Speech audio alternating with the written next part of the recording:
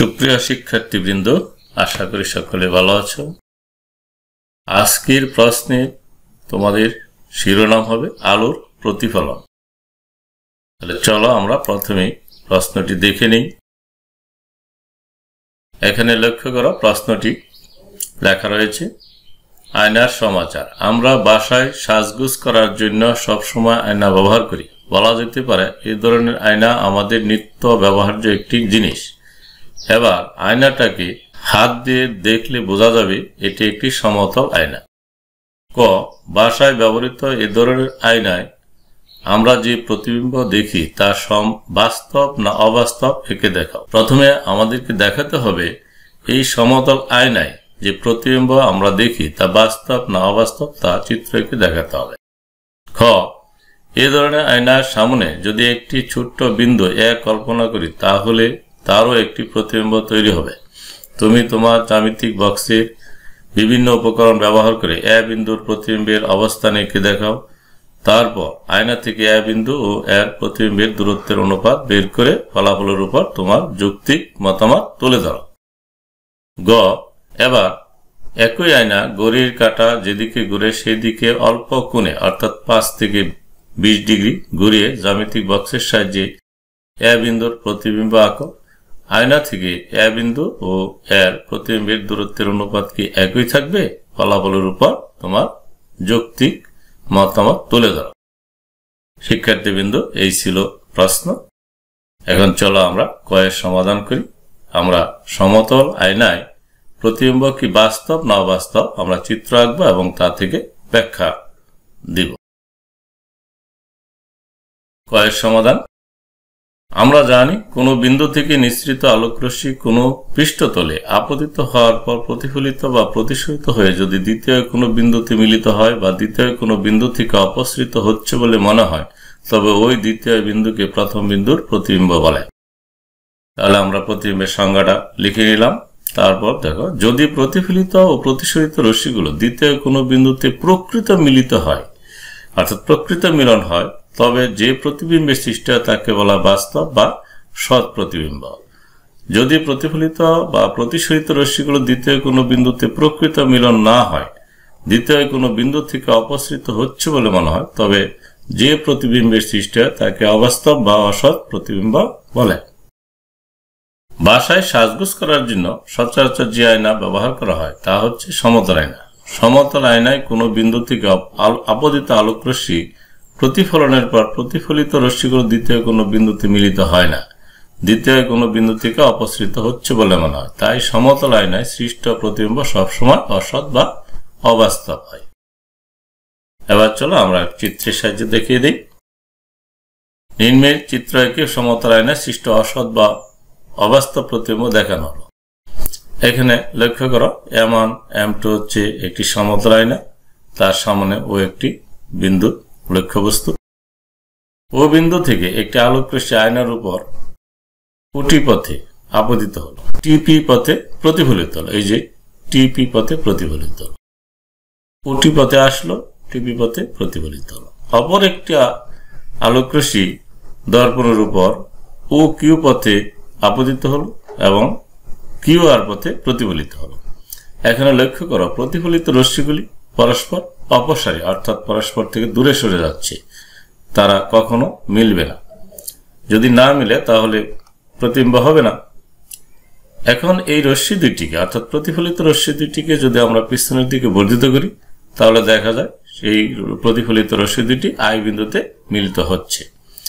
এখন আমাদের কাছে মনে হবে এই প্রতিফলিত রশ্মি দুটি আই বিন্দু থেকে অপসৃত হচ্ছে।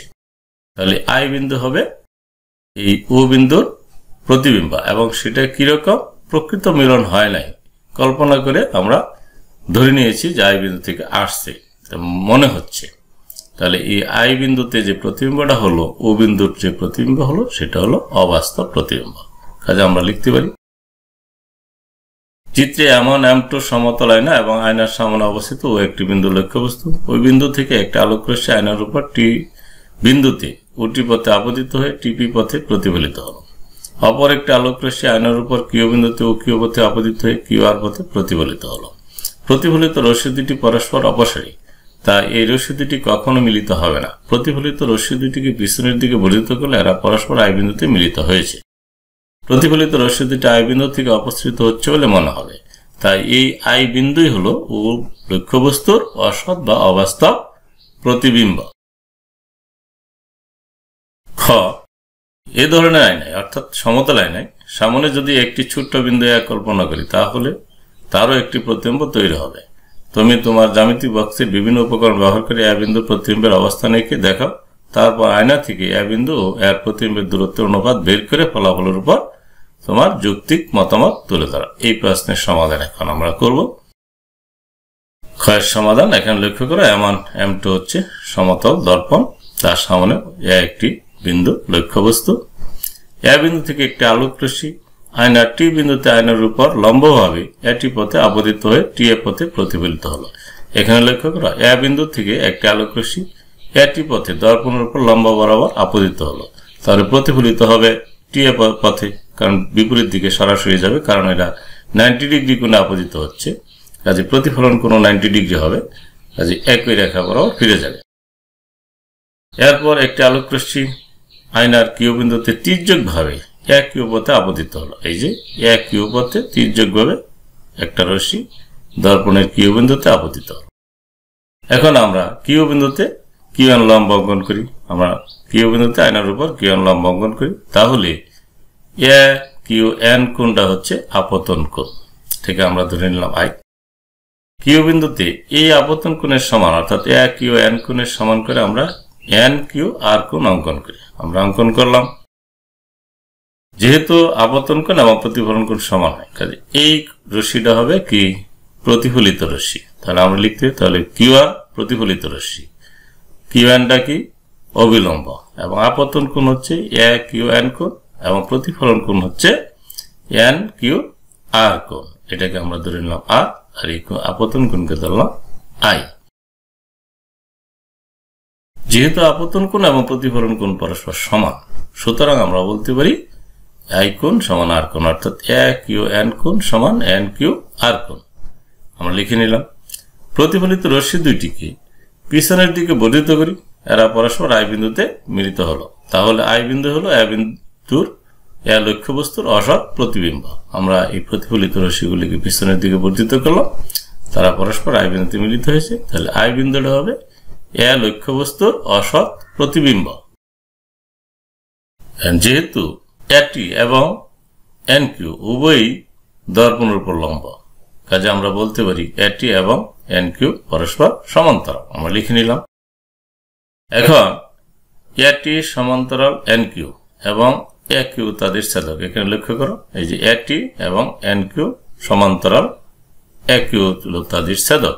তাহলে আমরা জানি একান্তর কোণগুলি সমান হবে, অর্থাৎ টি এ কিউ কোণ is equal to A Q N কোণ, অর্থাৎ এই আই কোণ সমান এটাও হবে আই কোণ সমান হবে। আবার আমরা দেখি আই এ এবং এন কিউ সমান্তরাল, এই যে এটা পুরাটা যদি একটা রশ্মি ধরি, আই এ সমান্তরাল এন কিউ এবং আই কিউ আর তাদের ছেদক, এটা হলো তাদের ছেদক। তাহলে এই ক্ষেত্রে আমরা বলতে পারি টি আই কিউ কোণ, এই কোণ সমান হবে এন কিউ আর কোণ, এই কোণটা, কারণ কি তারা হলো অনুরূপ কোণ, কাজে এই কোণ সমান এই কোণ। আমরা লিখে নিলাম। এখন আমরা পেয়েছি কি এ কিউ এন কোণ সমান কি এন কিউ আর কোণ, এই দুইটা কোণ যদি সমান হয় তাহলে এই কোণ আর এই কোণ সমান হবে, অর্থাৎ টি এ কিউ কোণ is equal to T I Q কোণ, অর্থাৎ আই কোণ সমান আর কোণ, এই কোণ দুটি সমান হবে। আমরা লিখে নিলাম। এখন ত্রিভুজ, এই যে দুটি ত্রিভুজ লক্ষ্য করো, এ টি কিউ এবং টি আই কিউ, এই দুইটি ত্রিভুজের মধ্যে কি কি সমান আছে আমরা পেয়েছি। টি এ কিউ কোণ is equal to T I Q কোণ আমরা পেয়েছি। আবার লিখতে পারি এ টি কিউ কোণ, অর্থাৎ এই যে এই কোণটি হবে 90 ডিগ্রি, আবার আই টি কিউ কোণ এটাও 90 ডিগ্রি, কাজে এই কোণের সমান। এবং টি কিউ হচ্ছে সাধারণ বাহু, তাহলে আমরা এই দুইটি ত্রিভুজের মধ্যে দুইটি কোণ এবং এক বাহু সমান হলো, সমান পেয়েছি, সুতরাং দুইটি ত্রিভুজ কি সর্বসম। তাহলে আমরা এই দুইটি ত্রিভুজ যদি সর্বসম তাহলে লিখতে পারি A T is equal to I T. আমরা লিখে নিলাম A T is equal to I T. সুতরাং আয়না থেকে লক্ষ্যবস্তুর দূরত্ব এবং আয়না থেকে প্রতিবিম্বের দূরত্ব কি পরস্পর সমান আমরা পেয়েছি। সুতরাং আয়না থেকে লক্ষ্যবস্তুর দূরত্ব এবং আয়না থেকে প্রতিবিম্বের দূরত্ব অনুপাত হবে কি এটি বাই আইটি। এটি এবং আইটি যেহেতু সমান আমরা পেয়েছি এখানে, তাহলে আইটির জায়গাতে আমরা এটি লিখে আমরা যদি ভাগ করি তাহলে 1/1, তাহলে এটাকে আমরা অনুপাতে লিখতে পারি 1:1। তাহলে আমরা পেয়েছি যে আয়না থেকে লক্ষ্যবস্তুর দূরত্ব এবং আয়না থেকে প্রতিবিম্বের দূরত্বের অনুপাত হচ্ছে 1:1। শিক্ষার্থীবৃন্দ, এবার চলো আমরা গয়ের সমাধান করি। গ নংয়ে এবার একই আয়না ঘড়ির কাঁটা যেদিকে ঘুরে সেই দিকে অল্প কোণে অর্থাৎ 5 থেকে 20 ডিগ্রি ঘুরিয়ে জ্যামিতিক বক্সের সাহায্যে এ বিন্দুর প্রতিবিম্ব আঁকো। আয়না থেকে এ বিন্দু এবং এর প্রতিবিম্বের দূরত্বের অনুপাত কি একই থাকবে? ফলাফলের উপর তোমার যৌক্তিক মতামত তুলে দাও। চলো আমরা এর সমাধান করি। এখানে লক্ষ্য করো M1 M2 হচ্ছে সমতল আয়না, ওয়ে হচ্ছে আপতিত রশ্মি, OB হচ্ছে প্রতিফলিত রশ্মি, ও হচ্ছে আপতন বিন্দু, UN হচ্ছে অবিলম্ব। আমরা ধরে নিলাম এ ও এন কোণ অর্থাৎ আপতন কোণ সমান I, তাহলে আমরা জানি আপতন কোণ এবং প্রতিফলন কোণ সমান, সুতরাং বি ও এন কোণ সমান হবে I। তাহলে এ ও বি কোণ সমান কত? I plus I equal to কি 2I। আমরা লিখে নিলাম। ধরি আপতিত রশ্মির অবস্থান ঠিক রেখে এই যে আপতিত রশ্মি যেখানে ছিল পূর্বে সেখানেই থাকবে, শুধু ও বিন্দুর সাপেক্ষে এই দর্পণটিকে আমরা 20 ডিগ্রি কোণে ঘোরাবো। কোন দিকে? ঘড়ির কাঁটা যেদিকে ঘুরে সেই দিকে 20 ডিগ্রি আমরা ঘুরিয়ে নিলাম, কারণ আমাদের উদ্দীপকে দেওয়া আছে 5 থেকে 20 ডিগ্রি ঘুরাইতে হবে, 5 থেকে 20 ডিগ্রির মধ্যে। তাহলে আমরা 20 ডিগ্রি নিলাম, কারণ আমাদেরকে বড় করে দেখার জন্য আমরা 20 ডিগ্রি কোণে ঘোরালাম। তাহলে আমরা ধরি আপতিত রশ্মির অবস্থান ঠিক রেখে আয়নাটিকে ও বিন্দুর সাপেক্ষে ঘড়ির কাঁটা যেদিকে ঘুরে সেই দিকে 20 ডিগ্রি ঘুরে কোন অবস্থানে আনলাম? M3 M4 অবস্থানে আনা হলো। তাহলে অবিলম্ব অবশ্যই 20 ডিগ্রি কোণে ঘুরে যাবে, অর্থাৎ এই যে আগে অবিলম্ব ছিল ON, এখন এই অবিলম্বটা দূরে সরে যাবে কত ডিগ্রি? 20 ডিগ্রি কোণে দূরে সরে যাবে। অর্থাৎ আমরা ধরি ON1 হচ্ছে বর্তমান অবিলম্ব, অর্থাৎ বর্তমান অবস্থায় আমরা ধরে নিলাম যে এই অবস্থা অবিলম্ব হচ্ছে ON1 এবং প্রতিফলিত রশ্মিটা আগের অবস্থানে থাকবে না, তখন OB পথে আগে ছিল, এখন ধরি আমরা OB1 পথে প্রতিফলিত হলো। প্রতিফলিত রশ্মিটা ধরলাম OB1। এই অবস্থায় আপতন কোণ হবে কি? AON1 কোণ। এই আপতন কোণ হচ্ছে AON1 কোণ। আমি একটু দেখিয়ে দিচ্ছি, লক্ষ্য করো। আপতন কোণটা হবে AON1 কোণ। এইটুকু হচ্ছে আপতন কোণ। এইটুকুকে আমাদের পরিমাণটা কত হবে? পূর্বে ছিল এইটুকু হলো I, আর এখানে ঘুরে আসলো কত? 20 ডিগ্রি। তাহলে কত হলো? I plus 20 degree. তাহলে AON1 কোণ হচ্ছে I প্লাস 20 ডিগ্রি। যেহেতু আপতন কোণ এবং প্রতিফলন কোণ সমান, সুতরাং আমরা বলতে পারি N1 ও B1 কোণ এইটুকুর পরিমাণ, অর্থাৎ এইটুকুর পরিমাণ হবে I প্লাস 20 ডিগ্রি। আমরা লিখে নিলাম। তাহলে এই সম্পূর্ণ কোণটা কত হবে? AOB1 কোণ সমান হবে I plus 20 plus I plus 20, অর্থাৎ 2I প্লাস 40 ডিগ্রি। এখন আমরা দেখব প্রতিফলিত রশ্মি পূর্বের অবস্থান থেকে কত ডিগ্রি কোণে ঘুরে গেল। তাহলে আমরা বাইর করতে পারি BON1 কোণের পরিমাণটা বাইর করব। BON1 কোণের পরিমাণটা, অর্থাৎ এই কোণের পরিমাণটা আমরা বাইর করব। চলো আমরা বের করে নেই। আমরা বের করব প্রতিফলিত রশ্মিটা পূর্বের অবস্থান থেকে কত ডিগ্রি কোণে ঘুরলো, অর্থাৎ এইটুকুর মান আমাদের বের করতে হবে।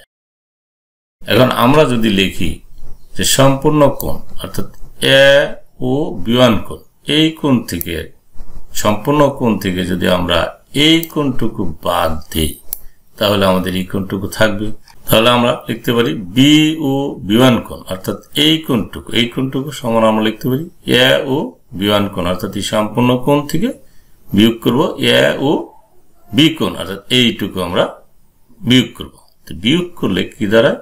সম্পূর্ণ কোণটা ছিল কত? 2I প্লাস 40, যেখানে লেখা আছে 2I প্লাস 40, 2I প্লাস 40 লিখলাম। আর এই কোণটা কত ছিল? AOB কোণ এইটুকু ছিল, আমরা পূর্বে পেয়েছি 2I, তাহলে 2I কাটা গেল, কত হলো? 40 ডিগ্রি। তাহলে আমরা দেখতে পেলাম যে প্রতিফলিত রশ্মি পূর্বের অবস্থান থেকে 40 ডিগ্রি কোণে ঘুরল। আমরা দর্পণকে ঘুরিয়েছি 20 ডিগ্রি, প্রতিফলিত রশ্মি ঘুরল 40 ডিগ্রি, অর্থাৎ দ্বিগুণ কোণে ঘুরে যায়। সুতরাং দেখা যায় আপতিত রশ্মির অবস্থান ঠিক রেখে আয়নাটি 20 ডিগ্রি কোণে ঘুরালে প্রতিফলিত রশ্মি 40 ডিগ্রি কোণে সরে যায়। আমরা জানি সমতল আয়না থেকে লক্ষ্যবস্তুর দূরত্ব এবং আয়না থেকে প্রতিবিম্বের দূরত্ব পরস্পর সমান। আমরা সমতল দর্পণে বা আয়নায় আমরা দেখেছি যে লক্ষ্যবস্তু আয়না থেকে যত দূরে থাকে প্রতিবিম্ব ঠিক তত দূরে থাকে। সুতরাং বলা যায় আপতিত রশ্মির অবস্থান ঠিক রেখে আয়নাটি 20 ডিগ্রি কোণে ঘুরালে প্রতিফলিত রশ্মি 40 ডিগ্রি কোণে সরে যাবে, অর্থাৎ দ্বিগুণ কোণে সরে যাবে। কিন্তু আয়না থেকে এ বিন্দুর দূরত্ব এবং আয়না থেকে এর প্রতিবিম্বের দূরত্ব একই থাকবে, কারণ যেহেতু এটি সমতল আয়না কাজে প্রতিবিম্বের দূরত্ব এবং বস্তুর দূরত্ব আয়না থেকে সমান হবে। কিন্তু দর্পণটিকে ঘোরালে যত ডিগ্রি কোণে ঘোরাবো তার দ্বিগুণ কোণে প্রতিফলিত রশ্মি সরে যায়। শিক্ষার্থীবৃন্দ, এই ছিল আজকের প্রশ্নের সমাধান। আশা করি বুঝতে পেরেছ। তাহলে আজ আর নয়, খোদা হাফেজ।